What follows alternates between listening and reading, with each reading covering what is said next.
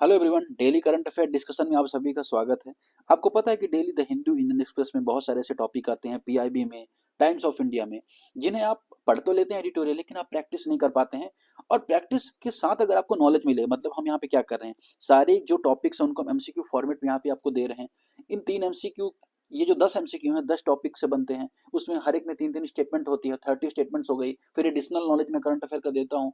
उसके अलावा जो स्टैटिक नॉलेज है हर एक टॉपिक का, वह भी देता हूँ। सपोज करिए यहाँ पे कि एक हेलीकॉप्टर के बारे में करंट अफेयर था कि जो यूएस से हम यहाँ पे लेने वाले हैं, लेकिन जो इंडिया यूएस के बीच में डिफेंस डील है, डिफेंस पैक्ट है, लेमोवा है, कॉमकासा है, बेका है, सब कुछ हम यहाँ पे कुछ फैक्ट्स देख लेते हैं जो कहीं ना कहीं आपके प्रीलिम्स में 100% हेल्प करेंगे, क्योंकि यूपीएससी स्टैटिक और करंट को लिंक करके स्टेटमेंट्स बनाता है। तो उसी तरह से हमें पढ़ने की जरूरत है, नई अप्रोच की आवश्यकता है। तो चलिए शुरू करते हैं। बात करते हैं पहले एमसीक्यू की। पहले एमसीक्यू यहाँ पे किसके बारे में है? Consider the following statements regarding MH-60R Seahawk।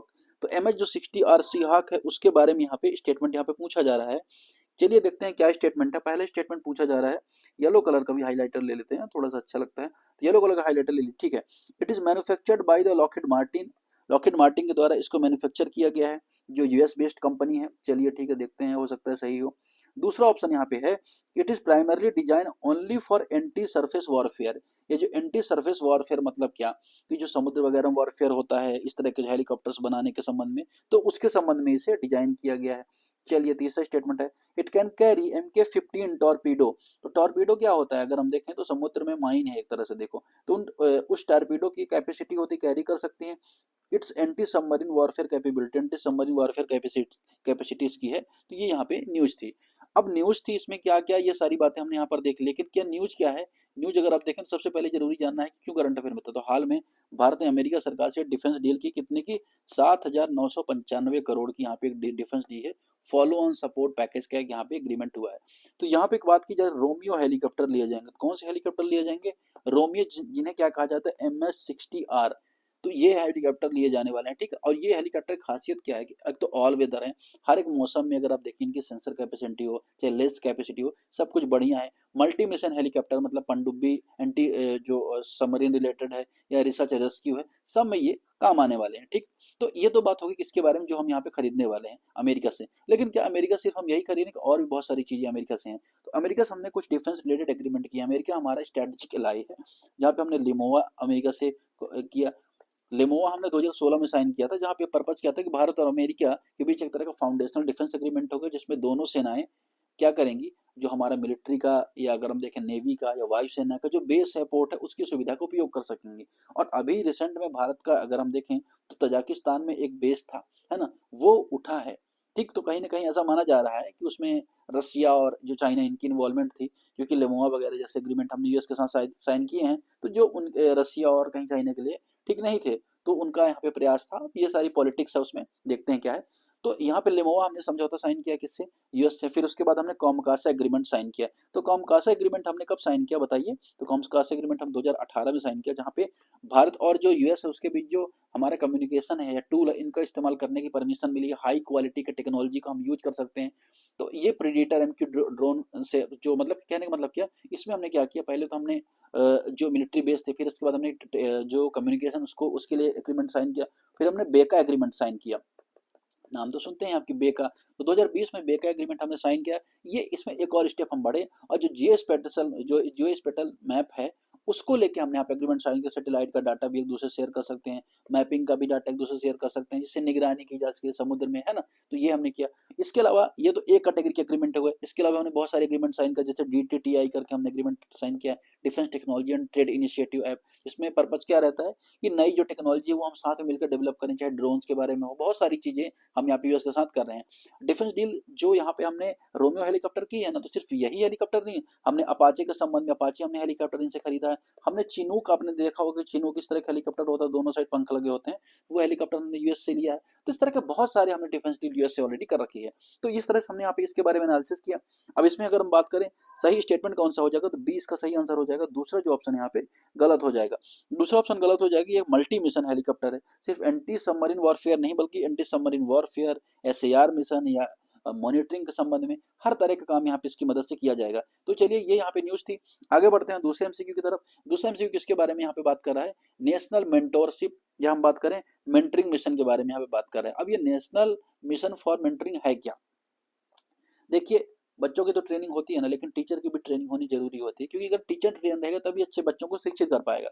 और आपको पता है कि सरकारी स्कूल या बहुत सारे ऐसे स्कूल्स होते हैं जहाँ पे टीचर का जो नॉलेज लेवल है, स्किल लेवल है, बहुत कम होता है। तो सरकार को ये बात पता है, सरकार क्या करती है, बहुत सारी इनिशिएटिव चलाती है। तो अभी यहाँ पे क्या हुआ है, यूजीसी यूनिवर्सिटी जो ग्रांट कमीशन है, उसने क्या किया कि जितने भी जो उच्च शैक्षणिक संस्थान थे, एचईज थे, उनमें कहा कि जो टीचर्स हैं उनके लिए मेंटोरशिप का एनरोलमेंट किया जाएगा। ये बात यहाँ पे हुई। अब इस मिशन को नेशनल एजुकेशन पॉलिसी से जोड़ा जा रहा है, क्योंकि नेशनल एजुकेशन जो पॉलिसी है 2020, उसमें ऐसा माना गया है या उसमें से देखा गया है कि टीचर्स की भी ट्रेनिंग जरूरी हो जाती है। और इसको 2022 से ही शुरू भी कर दिया गया था केंद्रीय विद्यालय के साथ।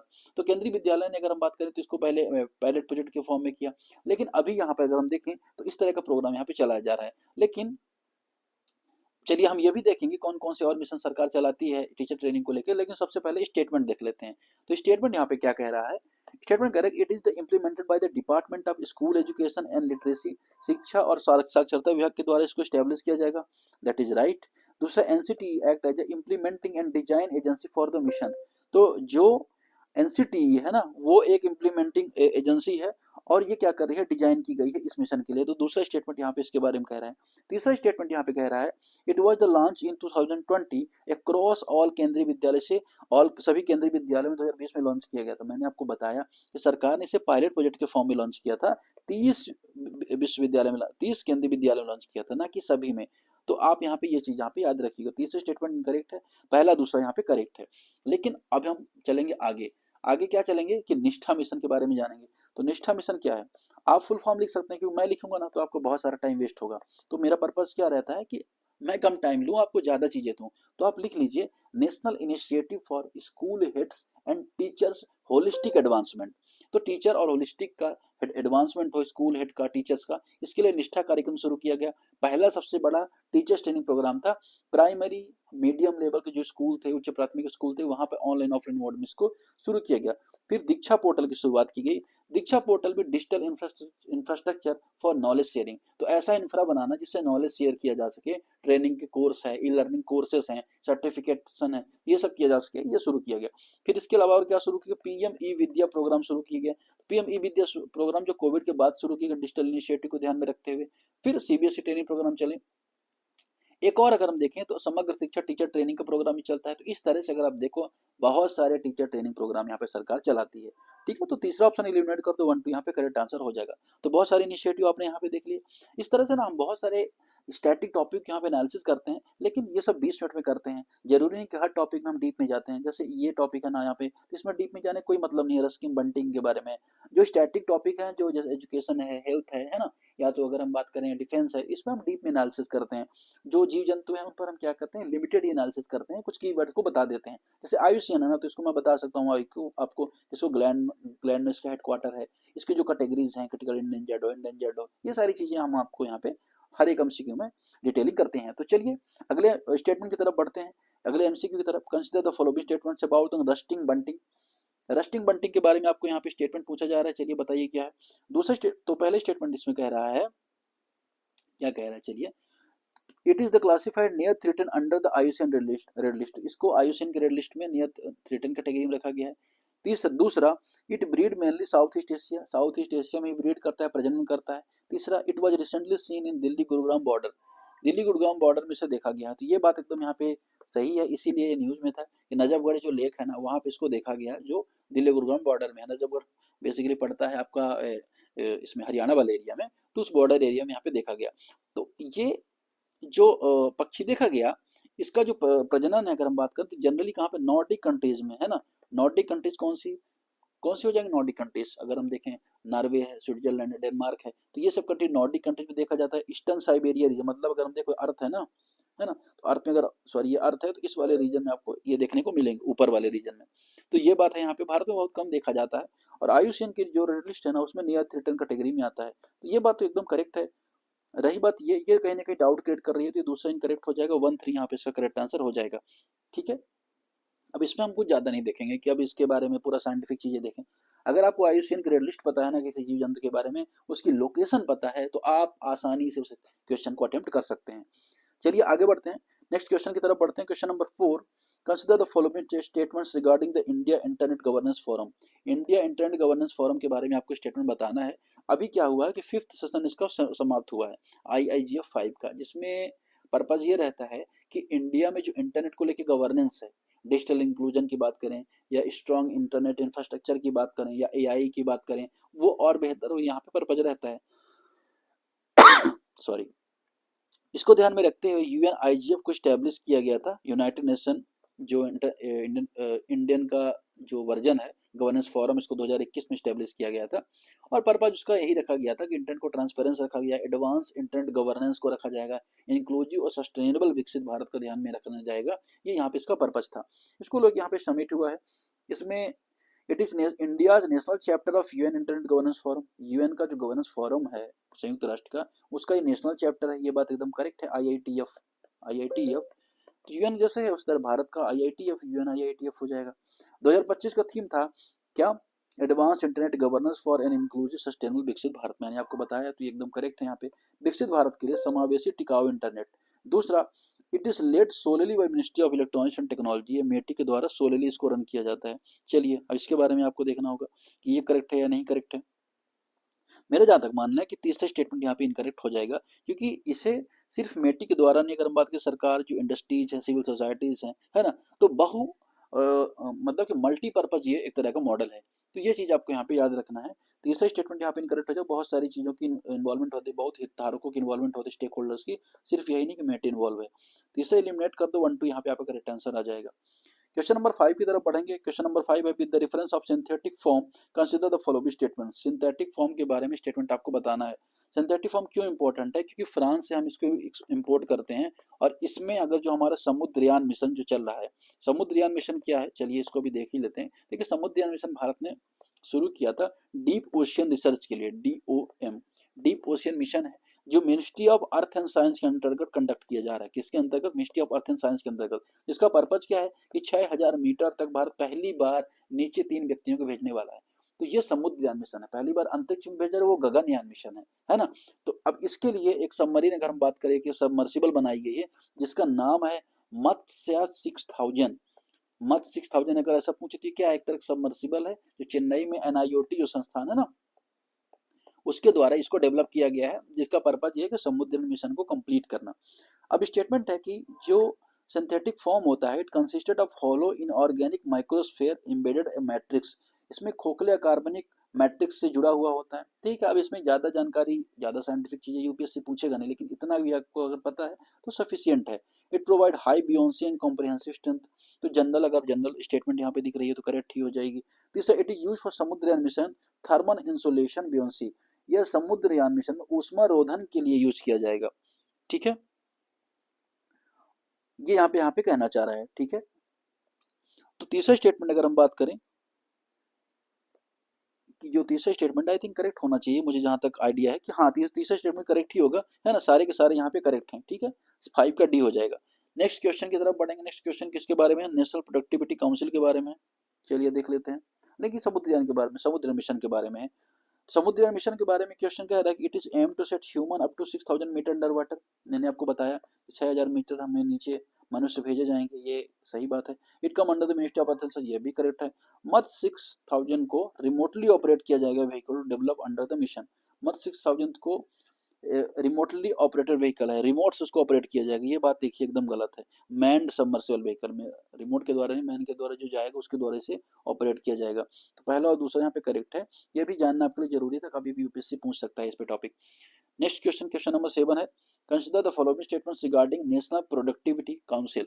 राष्ट्रीय जो उत्पादकता जो परिषद है, उसके संबंध में दिल्ली हाई कोर्ट ने, अभी कोई यहाँ पे मामला चल रहा था, प्रमोशन में इरेगुलरिटीज चल रही थी, तो लोकपाल की एक कार्रवाई थी, उसको रद्द किया, जिस वजह से NPC न्यूज में आ गई।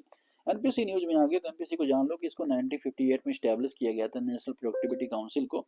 इसके अंतर्गत आता है DPIIT, डिपार्टमेंट जो इंडस्ट्रियल ट्रेनिंग एंड ट्रेड है, इसके अंतर्गत आता है। मिनिस्ट्री कौन सी है, ministry of commerce and industries, है ना, वाणिज्य एवं उद्योग मंत्रालय के अंतर्गत आता है, जिसका हेडक्वार्टर कहाँ है, दिल्ली में है। इतना ही काफ़ी है आपको एक स्टेटमेंट के लिए। पर्पस क्या है कि उत्पादकता या प्रोडक्टिविटी का जो इम्पोर्टेंस है उसको इनहेंस करना, उसका प्रसार करना, थिंक टैंक की तरह सरकार को सलाह देना, ये इसका काम है। ठीक है, अब ये एक एशियन प्रोडक्टिविटी ऑर्गेनाइजेशन है, उसका एक तरह से अगर आप देखो ना तो एक अंतरराष्ट्रीय निकाय इसके संबंध में काम करता है। तो इंटरनेशनली अगर एशिया में देखें तो एशियन प्रोडक्टिविटी ऑर्गेनाइजेशन काम करता है, भारत में एनपीसी काम करता है, जिसको 1958 में स्टैब्लिश किया गया था एज ऑटोनॉमस बॉडी, जो यहाँ पे मिनिस्ट्री ऑफ कॉमर्स इंडस्ट्रीज के अंतर्गत आती है। तो पहला स्टेटमेंट उसी के बारे में बात करें, इसलिए यहाँ पे करेक्ट हो जाएगा। दूसरा, it is constituent member of Tokyo based Asian productivity organisation, ये टोक्यो स्थित एशियन प्रोडक्टिविटी ऑर्गेनाइजेशन का सदस्य है।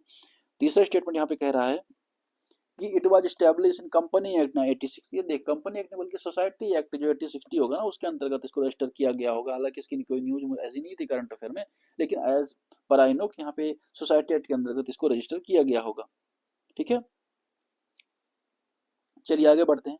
क्वेश्चन नंबर 8 देखते हैं। With the reference of CBIC, CBIC के संबंध में यहाँ पे न्यूज थी कि सीबीआईसी के जीएसटी एंड कस्टम पवेलियन ने आईआईटीएफ 2025 गोल्डन अवार्ड जीता। कौन सा? आईआईटीएफ 2025 गोल्डन अवार्ड। ठीक है, तो यहाँ पे ये न्यूज में आ गया। अब अगर आप देखें तो सीबीआईसी है क्या, सीबीआईसी के बारे में देखो तो पहले इसका नाम हुआ करता था सीबीईसी, है ना। बाद में जो 21 एक्ट से इसको पावर दी गई तो सीबीआरए करके एक्ट था। सीबीआरए का मतलब क्या? Act 1963, central board of revenue act, इसके अंतर्गत इसको पावर दिया गया और मिनिस्ट्री ऑफ फाइनेंस के अंतर्गत अगर देखिए काम करती है डिपार्टमेंट ऑफ रेवेन्यू। अब इसमें पॉसिबिलिटी, इसके जो रिस्पॉन्सिबिलिटी होती है, कस्टम है, एक्साइज है, जीएसटी है, इन सब की वसूली है, कोई ऐसे इलीगल तस्करी चल रही है उसको रोकना, नारकोटिक संबंधी मामले भी देखते हैं, तो बहुत सारे काम ही करती है। ये बात हो गई सीबीआईसी के बारे में। तो इसको अभी अवार्ड मिला आईआईटी 2025, इसलिए न्यूज में आ गई। तो पहले स्टेटमेंट करेक्ट है, इसको सीबीआर एक्ट के अंतर्गत 1963 में गठित किया गया था, जो वाणिज्य उद्योग मंत्रालय के अंतर्गत काम करती है। दूसरा स्टेटमेंट भी करेक्ट है। तीसरा, it is responsible for policy formulation GST custom excise duty. तो क्या पॉलिसी फॉर्मेशन करता है, ये बात एकदम करेक्ट है। तीनों स्टेटमेंट यहाँ पे करेक्ट हो जाएंगे। चलिए क्वेश्चन नंबर 9 है, लास्ट क्वेश्चन है। Consider the following statements regarding lake बीवा।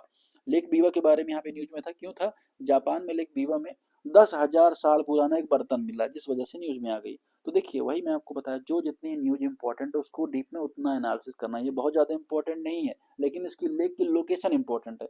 तो अगर आपने जापान देख रखा है, ये अगर सपोज करो एशिया, तो यहाँ पे जापान है, तो वो आपके लिए सफिशियंट है। जापान में लेक बीबा है और वहाँ मीठे पानी की झील है। ठीक है, जहाँ पे सिगा फ्लेक्सर करके कोई जगह है, वहाँ पे ये बर्तन मिला है। चलिए, it is Japan largest fresh water lake, that is absolutely right. ये विश्व की सबसे बड़ी प्राचीन झीलों में से एक माना जाता है। आसान स्टेटमेंट है, ये भी करेक्ट है। इट ड्रेन इनटू द सिनानो वाट नदी, सिनानो नदी से प्रवाहित होती है, तो ये स्टेटमेंट यहाँ पे इनकरेक्ट है। यहाँ पे योडो रिवर प्रवाहित होती है और 1993 में इसको रामसर साइट में डिक्लेयर किया गया था। तो रामसर आ गया, तो रामसर का नाम आ गया। तो रामसर को 1971 में एक समिट हुआ था ईरान के रामसर शहर में, जहाँ पे पर्पज ये था कि जो इंपॉर्टेंट वेटलैंड है, इन्वायरमेंट साइट है, उनको एक स्टेटस देना जिससे उनको कंजर्वेशन किया जा सके। बाद में इसी के अंतर्गत जो हाईली कंजर्वेशन के लिए जो साइट्स इंपॉर्टेंट थी उनको मॉन्ट्रक्स रिकॉर्ड में शामिल किया गया। इस तरह से भारत में लगभग 85 के आसपास साइट्स हैं जो रामसर में शामिल है। बस ऐसे ही हम डिस्कशन करते हैं। पीडीएफ के लिए आप टेलीग्राम में आ सकते हैं, आंसर राइटिंग के लिए हमारे प्रोग्राम में जुड़ सकते हैं, इसमें आप कॉल कर सकते हैं और डेली आंसर राइटिंग जुड़ सकते हैं सिर्फ 499 रुपीज़ में। तो ये आप सभी को ध्यान में रखते, आपकी सभी डिमांड के लिए ये आंसर बनाया गया है। और पूरा हम टॉपिक वाइज सिलेबस को हर एक यूनिट पे आंसर राइटिंग करवाते हैं, बेहतरीन वैल्यूएशन होता है, हिंदी इंग्लिश मॉडल आंसर सब कुछ आपको फ्री ऑफ कॉस्ट मिलता है। ठीक है, थैंक यू वेरी मच।